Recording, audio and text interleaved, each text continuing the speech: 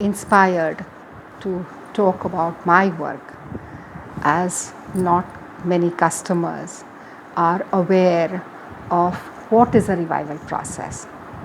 A few days back, I found out that not only my consumers but even the weavers who I work with constantly do not understand what my work is all about. Let's talk about it today. What is a revival process? Is it only about the designs? Is it about the skill sets or the product outlines? What is it? Friends, I'm Bela Sangvi, revivalist of antiquated handloom, handcrafted and Khadi techniques since last 40 years. I support 3 brands, many weavers, craftsmen and spinners, and create bespoke collections for my clients.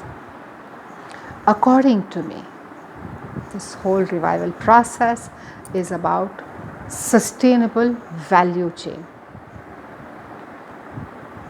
Let me share my experience with Kashmir Namda. Kashmir Handloom and Handicrafts Corporation invited me to work on Namda embroidery. The base felt was having no issues according to them. So my brief was to work on embroidery. I had meetings with the karigars. I studied them doing the embroidery. I interviewed them and witnessed their problems. I had a meeting with Kashmir Chamber of Commerce, especially with the exporters. Understood their problems. I spoke to the middleman who was also impacted.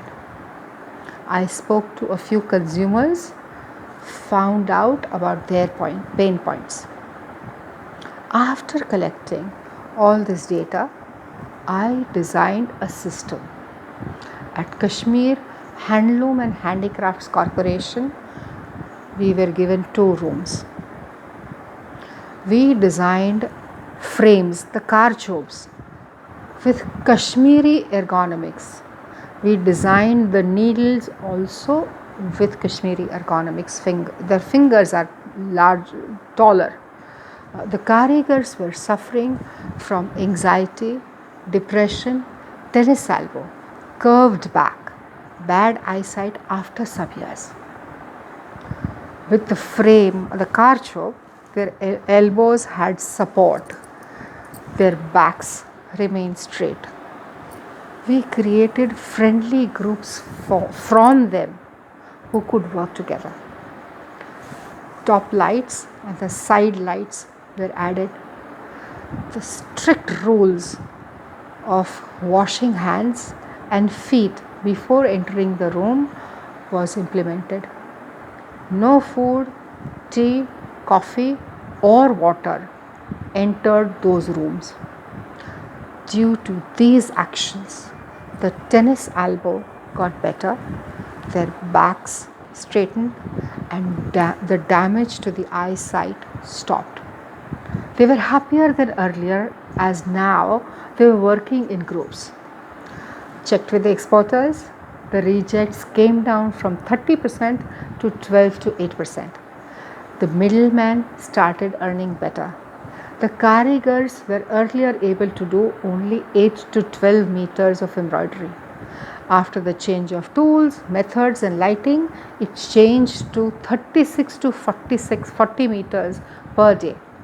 So everyone involved were positively impacted even after 3 months of completion of the project. When the finished products were shown at the fair in Pragati Maidan, the sales went up by 35%. The consumers were happy to see new design intervention. So, we changed the way the craft was looked at. The per piece earning of the karigars went up, or per day earning of the karigar went up. The middleman's earning was reasonably higher. Exporters saved via having less rejects. The felt karigars benefited from this project as the demand for the felt increased significantly. So, overall, it was a win-win situation created, and I am told that it is sustained even today. Friends, this to me is a holistic revival process.